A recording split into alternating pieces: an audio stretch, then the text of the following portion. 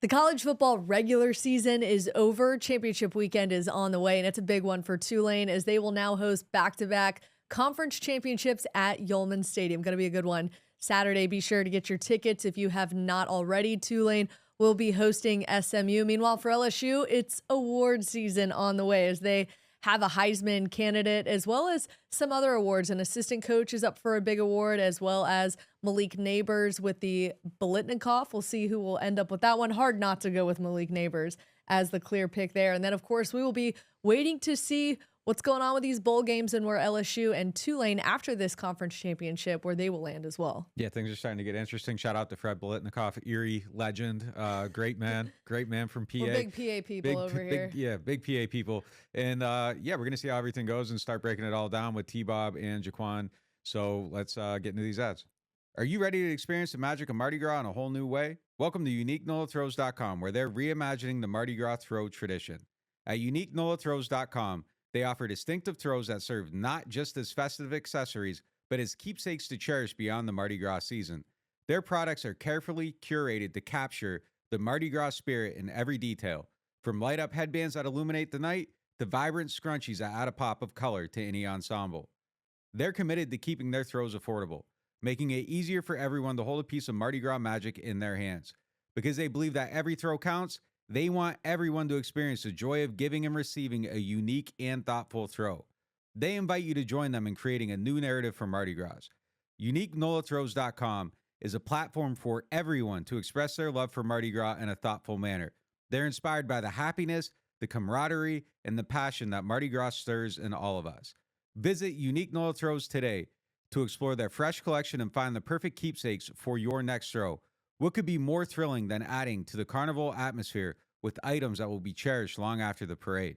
Together, let's redefine Mardi Gras, making each parade more memorable, sustainable, and exciting. UniqueNolaThrows.com, where every throw counts and the spirit of Mardi Gras is alive in each and every one of us. UniqueNolaThrows.com, where the essence of Mardi Gras lives on.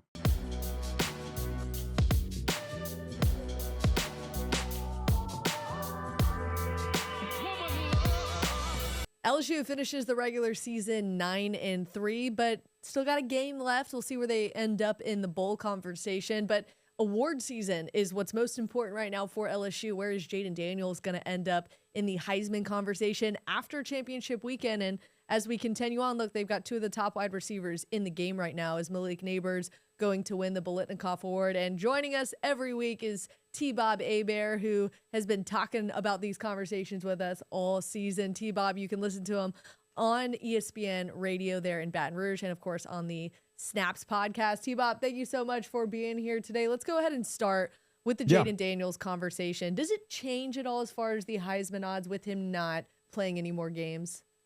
Well, I mean, it's funny. The Heisman odds actually started to change during the first half of the A&M game last week. I mean, in real time, as the LSU defense was failing to get off of the field, Jayden Daniels went from being minus odds to plus odds, and that has only continued. As now, as we sit today and record this, Bo Nix is minus 190 to win the Heisman Trophy. And it's just crazy to me. I mean, let's be painfully clear. The bottom line is that Jayden Daniels has been the best player in college football this year. The statistics are not even close. And again, you may say, oh, well, it's not a stats award. Okay, but the statistics aren't even close. But he against the best opponents, right? Here you have a player. This is what we said all year. If you're going to win with 3 losses, you have to become a statistical outlier.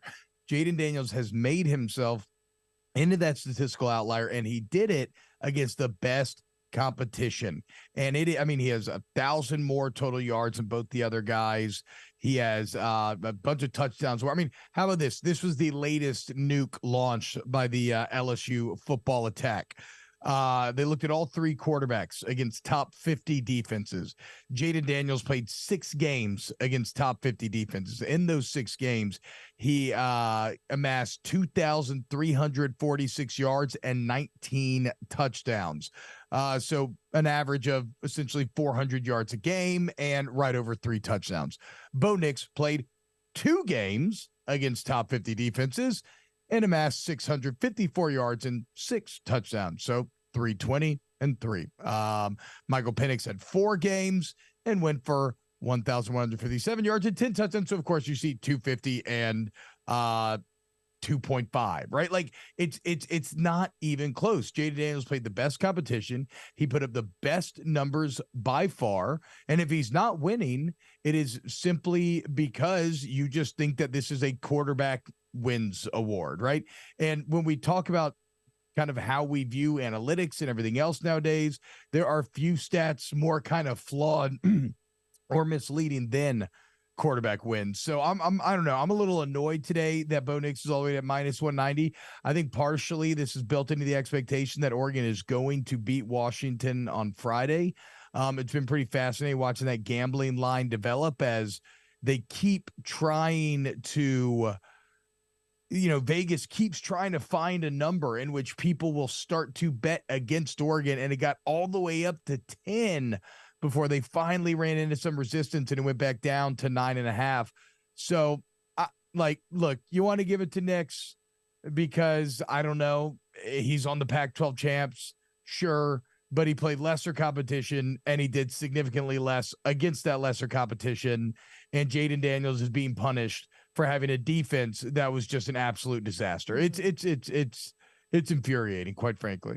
I mean, you follow the college football landscape really closely, and everything I've seen, people talking about, there's no way to really make an argument for anyone else when you look at the actual empirical data and what these guys are doing, how they're performing. It seems like everything points to Daniels.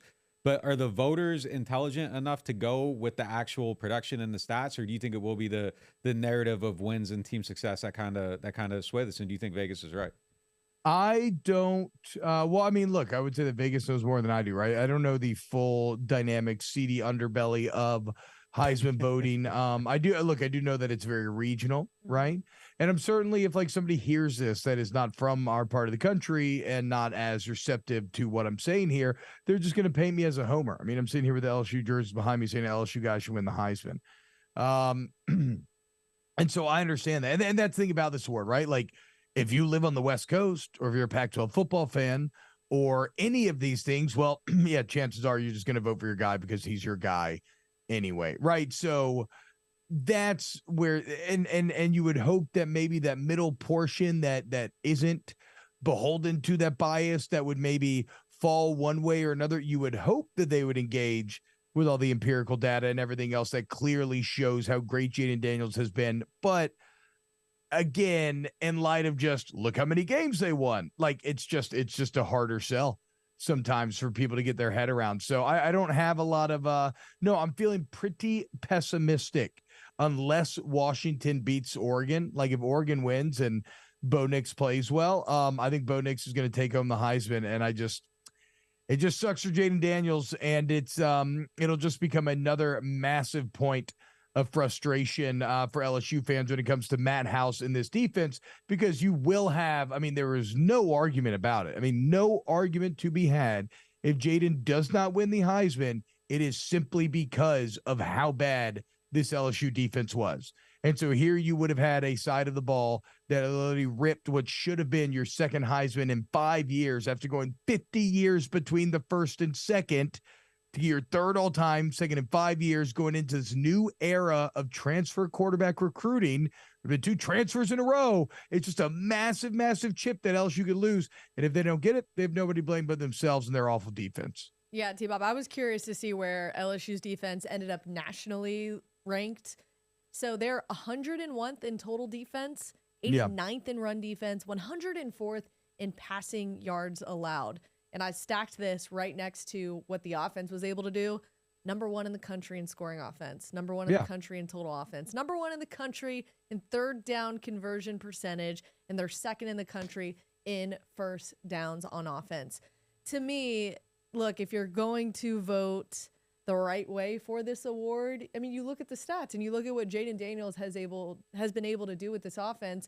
And not just with this offense entirely, Malik Nabers is now in the conversation for another award, the Biletnikoff. That only comes with a quarterback like Jayden Daniels, who is making those plays for Malik Nabers. And Malik Nabers, look, credit to him too. Like, he made a leap this year, as well as Brian Thomas as well. Those two are definitely in the conversation for two of the top wide receivers in the country. Do you think that Malik Nabers has a better chance at winning the Biletnikoff Award than maybe Jayden Daniels does the Heisman, or is it about the same as far as odds, numbers, things like that? I haven't checked Biletnikoff odds, but I just kind of assume that that's going to be Marvin Harrison Jr. Okay. Although his stats are not near what Malik Nabers is.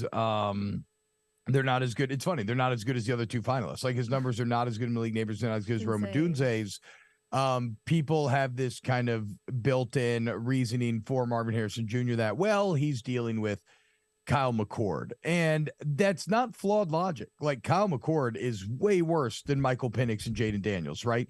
And when you're talking about wide receiver, you're talking about one of the oddest positions in sports and how dependent it is on another man and another position to find their success. So I don't find any of that. I understand where people are coming from, McCord. My only counterpoint is then you also have to accept that if you're going to basically give Harrison a boon because he has bad quarterback play, you just have to accept that you're also dinging Odunze and Jayden for having good quarterback play. And that's like equally as illogical, right? Like, neither one really makes that much sense. But I mean, look, all the numbers you just said, this is an LSU offense that is all-time good, otherworldly good. I mean, I would make an argument that Malik should be Biletnikoff. I can make the argument that the LSU offensive line should be seriously considered, if not win, the Joe Moore Award. It's the best O-line I've ever seen at LSU. But again, I all of that would be sacrificed at the feet of the Heisman Trophy, which I believe that Jayden Daniels has clearly earned. I mean, again, best numbers against the best competition. It just doesn't get any simpler than that. But that's kind of, I just kind of got issues with Oregon overall right now, though, because for whatever reason, the committee's in love with them. The resume is not as good as Texas. The resume is not as good as Alabama's. Everybody acts like they just beat Washington, and yet here they sit ranked above both those teams. So it's a weird, it's like people are really relying on the eye test when it comes to the Oregon Ducks right now, and they better, they better hope that they're right and that Oregon wins this Friday. Otherwise, we got to call into question all of the judgment of this college football playoff committee. Did you happen to see Dane Brugler's mock draft, guy from the Athletic? I did not. What was the latest? So he has Nabers and Jayden Daniels going 6 and 7. Brian Thomas going 23rd. Daniels the third quarterback behind Caleb Williams and May.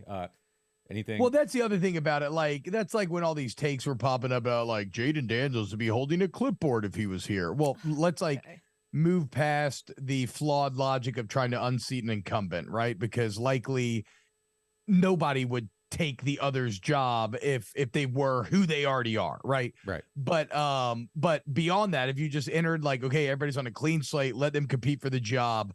No, I don't think Bo Nix would beat Jayden Daniels out.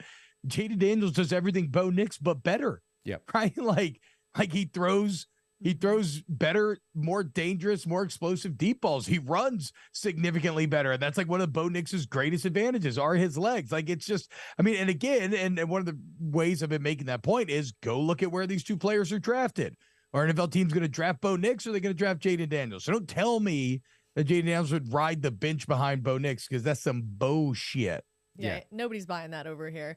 Wanted to get into some of the bowl game possibilities. What are you hearing, T-Bob, as far as where LSU might land and who they might face? I don't know as far as where they might land. I've heard maybe like some Notre Dame stuff, which would be great. Little good. Brian Kelly. And I think that's like the ReliaQuest Bowl. I can't really keep track anymore. There's so many. But like, Brian, that would be like the Brian Kelly Bowl, just from a pure narrative standpoint. That's awesome. Marcus Freeman, Brian Kelly, the Irish feeling slighted, LSU needing that for like a pride win. That would be that'd be 2 9-3 teams that were pretty good going at it this year. I've heard some Clemson as well. I mean, that's the thing, right? There's a lot of really good potential candidates out there of big brands, big team names that are maybe had a bit of down years like LSU that would make for very exciting matchups. The thing about bowl season is it really has become, and I mean this in a positive way because I don't mind this at all, but it really has become a like an exhibition season. Like I don't want – now Malik Nabers has said that he wants to play because he's like 20 yards away from becoming LSU's all-time leading receiver. He's already the receptions leader. He says he wants to come to yards. But, like, I don't care if Malik Nabers doesn't want to play. I don't care if Jayden doesn't want to play or any of these guys, right? Like, they've run their race. They've done their duty. They can't win a championship. Like, that's fine. You got to go get ready for the NFL. So bowl games have now taken on something a bit different where they still mean a lot because you do want to get to 10 wins. 10 wins is not nothing. Not in college football, not for coaches, not for resumes, and the 10th win is important. However, for those individuals, it really does nothing to further their own career. Their hay's already in the barn. So then it's like kind of a fascinating look at, okay, this is a little early test for Nuss, right? Let's say Jayden chooses to sit out, which I imagine he would. Nussmeier gets a full 15 practices as the first quarterback, gives you a little preview next year. If he does great, maybe you chill on a transfer quarterback. If he does okay, maybe you go get one. If he does actively bad, maybe you really try to go get one, right? So it's like bowls are still very interesting, even if they don't mean exactly what they once did. Yeah. T-Bob, before we get you out of here, I want to get your grade on the 2023 season and what changes, if any, do you think will actually happen now that the regular season is over? It's tough. Because the offense is an A+. Yeah. Obviously, right? Like everything we said throughout the season was last year they just, there was just no explosive. They just weren't explosive at all. Well, this year Jayden Daniels nearly averaging 12 yards per attempt, which just boggles the mind. He has 91 plays of 20 yards or more. For the past decade, that would like lead all teams like a majority of the year. It's like top 5. It's insane, right? So they became wildly more explosive when you said it's the one thing they needed to do. I was complaining about how, we keep crowning this LSU receiver room. They keep not really living up to it. Well, I mean, look at Brian Thomas, Malik Nabers, and even the Kyrie. Like, obviously, they have. So offense A+, defense an F. They were just disastrous. For much of the year to be the worst Power 5 team in the entire country in stop rate is simply inexcusable, regardless of personnel issues and personnel argument. So those kind of average out to a C. 6-2 in the SEC is really good, right? Like that would normally if you go 6-2 in the SEC, you're winning 10 regular season games. However, for the second year in a row, Brian Kelly comes out of camp seemingly with just a complete mischaracterization of what he has and what weapons he has on both sides of the ball. And you end up losing again to Florida State, which no shame, they're undefeated and whatnot, and their weapons are awesome. But again, it's just shocking in how different the team was then to it is now. It's just like, again, it showed a real crazy level of like fundamental misunderstanding of what you have, and that's 2 years in a row. So you're going to get dinged for that. That's something that you need to see improved. So, I mean, on balance, you win 10 games. I'll give you a B-. If you end up losing the bowl game, you go 9-4. It probably ends up as like a D-. So right now, I think you're just at a C, right? I mean, and because this was a championship expectation season, and one side of the ball far exceeded, like I said, A+, but then the other side gets an F-. And they kind of cancel each other out. This is where this all gets fascinating, is that these first 2 years, there hasn't been a ton of pressure on Brian Kelly to win the bigger games against the best teams in the schedule. Now, he had the Alabama win, but besides that, they haven't any. I guess actually Mizzou and Como this year, that is a damn good win. But I think they're like 2-7, kind of, I think you would say, against the best teams over the last 2 years. And so the deal becomes, okay, through these first 2 years, you've done a great job foundationally of kind of getting back to, okay, we're beating the bad teams on the schedule. Next, you're going to be expected to start to take the step forward where you are actively competing for championships and you're beating the better teams.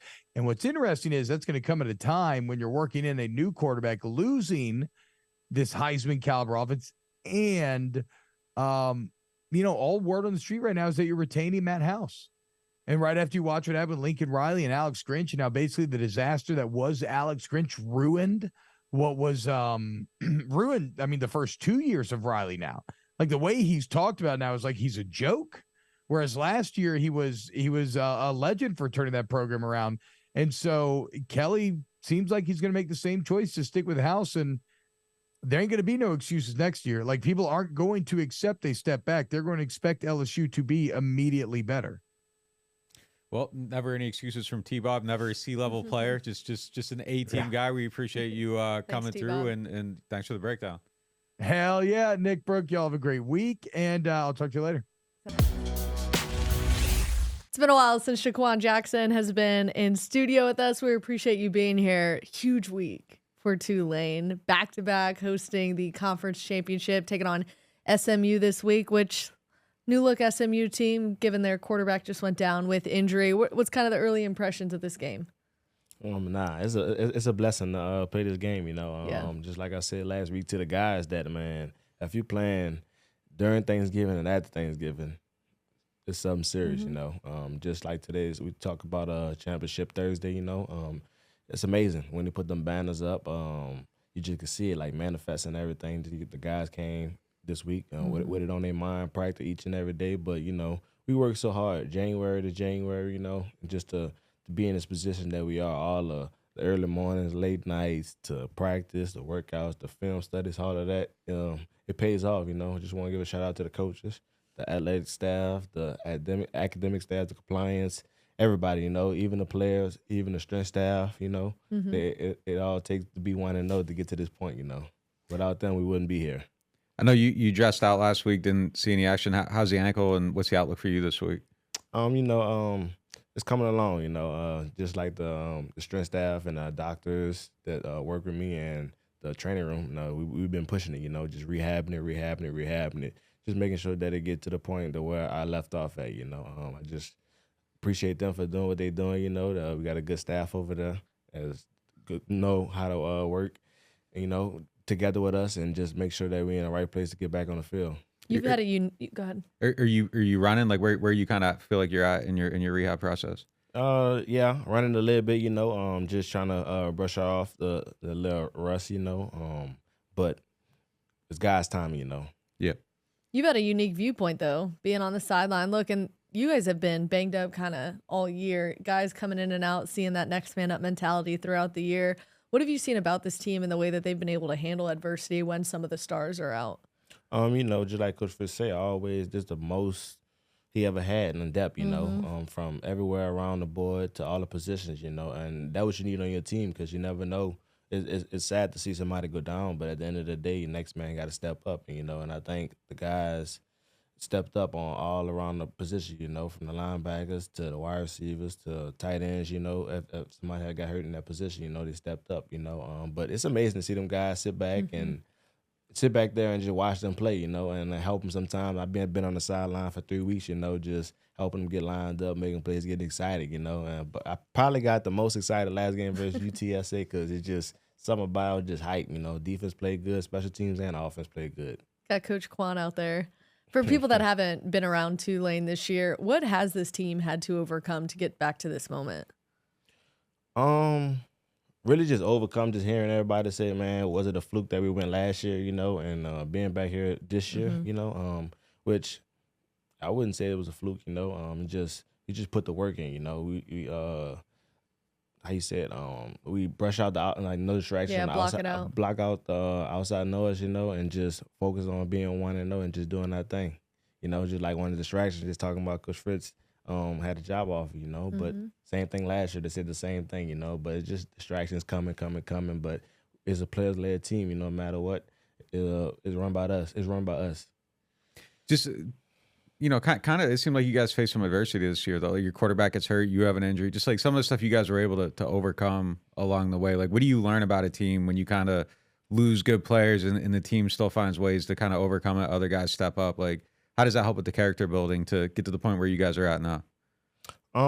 Each week you got a game plan on different players and everything. So when one guy, two guys get hurt, you got to change your game plan up for the guy to fit that guy. Every guy is different, start of the season, Pratt was hurt. We had to change a little bit. We got different quarterbacks, but at the end of the day, Kai did his thing. We never get down on ourselves. We just like I said, next man up mentality and stay positive. Because if you're negative, it's gonna brush off on the other guys. The younger guys looking up to us, how we react, like playing or not playing. They're always looking at you. And you mentioned just the rumors around Coach Fritz last year, like going through it last year. When you start hearing stuff this year, does it make it easier to deal with, kind of knowing, like, you already been through that once and knowing how to handle it? Oh yeah, for sure, man. Just get the guys and stop worrying about that. Just worry about the main thing. The main thing is winning the championship. That's the main thing. Anything else don't matter, because we going out there and play. We love Coach Fritz and everything, and he's a great coach and build a great culture. But he can't win the game for us because he can't go out there and catch touchdowns or make tackles. Right. That's us out there. If Willie were to stay at Tulane and all that he's built here, what would it mean for this program and what you guys want to continue moving forward? Because this is your last game at Tulane at Yulman Stadium this week, and there's a lot of guys that have been staples here, like Michael Pratt, Sincere Haynesworth, a lot of guys on defense too that are going to be moving on, and there's going to be this new wave coming in. If Willie Fritz were to stay for another year, how big would that just be for the program and what you guys have been trying to build? It'd be very big, just him, the culture that he built, it's just nobody could take that away from Tulane, just as you look at it, last year we was 12-2, this year we're 11-1, on to being 12-1, just amazing. He's a great coach, and it's great for him, his family, the players, the coaches, and Tulane. And the fans, and for Uptown, people hate to have change, in their program. And my grandpa always said, if it ain't broke, don't fix it. You know what I mean? So that's what I stick to. Do you think Fritz wants to stay around at Tulane? He always happy. Yeah. You never see him down on himself. Even if it's a win or loss, he always happy. So that's up to him. I can't answer that question. Just like I say, we're trying to go 1-0 and win the championship. I want him to stay. For the other guys behind us, that he developed, he got a program that's developmental for the young guys to get developed and get in the position that we are as they get older, ball out. Who's kind of, you guys have had like a lot of young guys step up, make plays this year. Who's kind of been like the biggest surprise player for you? Just like as far as, is it Mackay? Is there someone that's kind of surprised you the most with the way they stepped up? Chris Brazel. Yeah. Ooh. Chris Brazel. Yeah, he had a big jump since from beginning of the season to now. You see, each and every week, I think he had the past 2 games, he had 100+ game. He's just been doing his thing over people's head, catching and just getting open. He's growing up and getting mature. He's doing the right thing, practicing hard, film study. Just coming in and going over plays more, just building a relationship with Pratt and just knowing where to be and what time to be there so he can catch the ball and do his thing, I talk to him each and every day. I tell him, man, when you be you and you just do what you got to do, nobody can stop you. And I really mean that. Like, nobody, look at his length and height. Like, he can jump over anybody. How big is that to have somebody like that on the team? And even, too, you mentioned Mackay Hughes. He's been somebody who has really come into his own. A lot of the expectation was you're losing a guy like Tajay Spears. He's kind of a little bit different of a runner than Tajay is and has now kind of made his own path at Tulane and has set records himself. It's real big to have Chris. He's I think a tall guy that we never had really, other than Deuce last year. Usually go with short and speed. Yep, that's all right. Short and speed, but y'all need a jump ball guy and a guy that's tall and can get open and just go over people. But he good in open field and in the red zone, just fade ball and go get it each and every time. We could depend on him, and just speaking on Mackay, I'm on him all the time no matter what. Like, bro, I tell him, it's not true, but I said, man, Tajay texted me and said, man, you ain't running hard, you running soft, And he'd be like, man, Quan, I said, ain't no excuses, man. He said, man, Tajay didn't text you. I said, yes, he did. But I'm just really playing with him, just standing on him. And then just tell him to be him, Like, nobody don't want to tag him. He big, nobody want to tag him. Like, every time you go a new way, he finishing 20+ every time, and falling forward with his pass. But he's a great running back, a different running back from Tajay. But he had like 6 consecutive 100-yard games, man. That's crazy, man. And then he just won Rookie of the Year in American Conference. Congrats to him, Just got more to accomplish. He's just a freshman. And just excite me, him and Chris Brazel, man, you could just see when they're in my place where like being a real 3-year+ vet and just balling out, It's like it's easy to him. It's come to him now. You know, like just beginning of the podcast was saying, like you see that cat blitz coming, you know, it's like it's in his brain, like he could see it. But they have a special group, you know, not even just them two. We got a lot of guys who stepping up and just going to do their thing, you know, and I'm excited to see. When you got young guys who haven't been in this situation before, you get a conference championship coming up.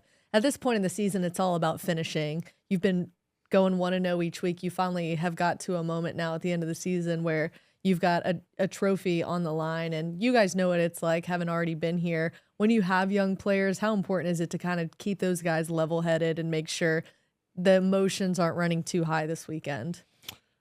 One of the things Coach Fritz say, don't be a cool guy.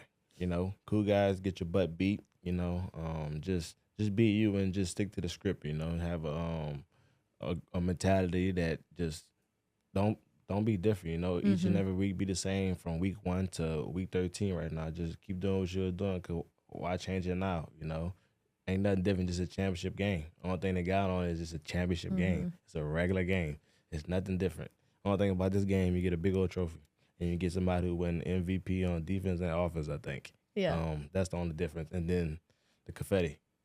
The confetti and hopefully storm the field again. And storming the field. Yeah, look, it's a warning to anybody going to that game. I was stuck in the middle of the field storming. It's not a whole lot of room. So if they do storm the field, be careful. Have an exit plan. Get out of there quick. But really cool to see you guys back in this moment again after what you were able to accomplish last year. Before we get you out of here, we did talk about SMU's quarterback being out. What have you seen just from the guy who's going, I mean, not a whole lot of film on the guy that's going to be coming in for him, and what's going to be the biggest key to success against SMU this week? Really the big key to success is just going out there and play Tulane football. You know, just the main thing is worrying about us. You know, we go out there and do what we have to do. It's going to be a great game. And just with the quarterback, Preston Stone, man, it's just sad to see a quarterback go down like that. You know, he had a great year all year, and you wouldn't wish that on nobody to get hurt, you know. And prayers up to him and his family. Hopefully he recover. And really with the quarterback that they're playing for this game, I really don't get into it to see on the offense to see what games that he played, but I know that it was at a good school, and I think Katy, Texas, up there, some school in Texas that they won a championship at. But you know, we always ready for anything. But before we leave, I just want to say make sure y'all there Saturday, 3:00 at Yeoman Stadium.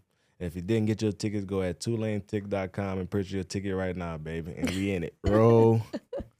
Wave. There it is. A little shout out to Tajay there. That man stayed on that trend last year. I can't with him. Well, we appreciate you being here all season with us. We hope that injury gets healed up, and we'll hope to see you back out at Yeoman for the last time. Hopefully. Got to keep praying. Yeah. Thanks, y'all. Jhaquan. Thank y'all.